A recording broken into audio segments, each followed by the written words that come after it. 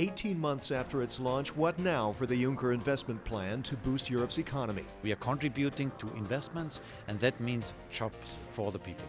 EU legislation to ensure a fairer and more stable system for investors. We want to have trust and confidence back for private investors on the financial markets. Parliament's green light to investigate the Panama Papers scandal. And new proposed measures to deal with the migrant crisis.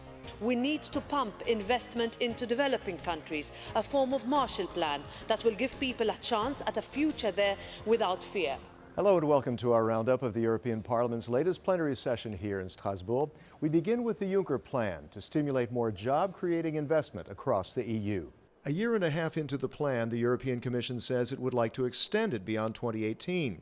Formerly called the European Fund for Strategic Investments, or EFSI, it allocated 3.5 billion euros to support 141,800 startups and small firms over the last year. In addition, the EFSI supported 64 major infrastructure projects with 9.3 billion euros. Overall, the plan is to generate 315 billion euros in investment, most of it private. So far, the Commission says, private sector investment has been more than expected, partly thanks to the success among SMEs. It says the ratio has been 23 and not 15. EPP Group Chair Manfred Weber says it's a powerful job-creating tool. At the start of this new commission, of the Juncker Commission, there was the idea on the table that we need more investments in the infrastructure of the European Union. And that works now. With the new EFSI, with the Juncker Plan, we mobilized now 100 billion of euros of new investments in the infrastructure of the European Union. So we are contributing to investments, and that means jobs for the people. Next, creating a fairer and more dependable investment market in Europe. Parliament had already approved legislation on it 2 years ago, but it's been delayed. So what happened? The directive on markets in financial instruments was to take effect next January, a harmonized regulation for investment services across the EU. The main objectives, investor protection and greater competition. The EPP Group's Markus Felber drafted it. We want to have trust and confidence back for private investors on the financial markets.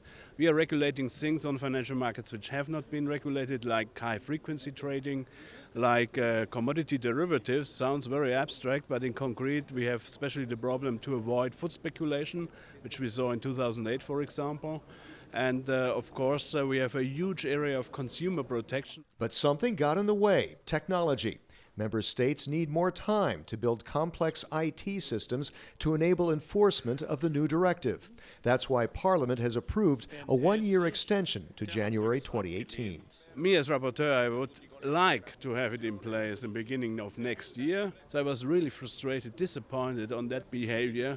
And now we have a one-year delay because our authorities have not been able to install the right technical equipment for that. On the other hand, we had the chance to adjust some things which have not been well done in the first legislative procedure.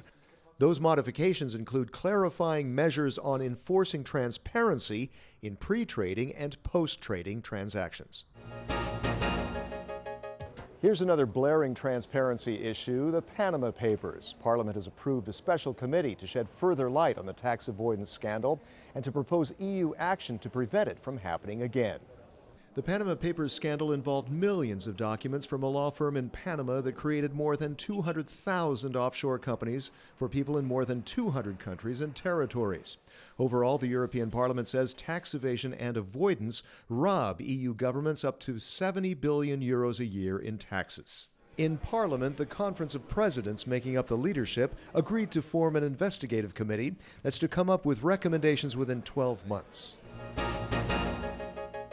Finally, migration. Parliament reacted to European Commission plans to make it easier for legal migrants to work in the EU and to return those who don't qualify for asylum back home. Parliament debated a proposal to expand the EU's blue card work permit to allow those migrants to get jobs. The legal migration package would allow qualified migrants to work up to 6 months at lower salaries. But Manfred Weber says that shouldn't undermine the fight against unemployment in Europe.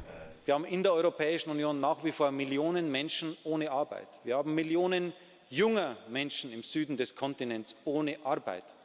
Und deswegen möchte ich für meine Fraktion schon deutlich machen, Blue Card kann nicht bedeuten, dass wir jetzt neue Wege öffnen, dass wir noch mehr Arbeitsmigranten nach Europa holen. Ich muss zunächst mal dafür sorgen, dass die europäische Jugend eine Zukunft hat, bevor wir uns über die afrikanische auf diesem europäischen Kontinent Gedanken machen. To return migrants who don't qualify for asylum, the Commission says it will organize their return by seeking partnerships with key third countries of origin and transit. It will also try to address root causes of irregular migration. The EPP Group's spokesperson on migration, Roberta Metsola, says that calls for an ambitious plan. We need to pump investment into developing countries, a form of Marshall Plan that will give people a chance at a future there without fear. Of course, we need better readmission and return tools for those not eligible for protection. Safe third countries must do more to accept their nationals back. That's it for now from Strasbourg. See you next week in Brussels. And find out more about the activities of the largest political force in Parliament by checking eppgroup.eu. Thanks for watching, and see you again soon.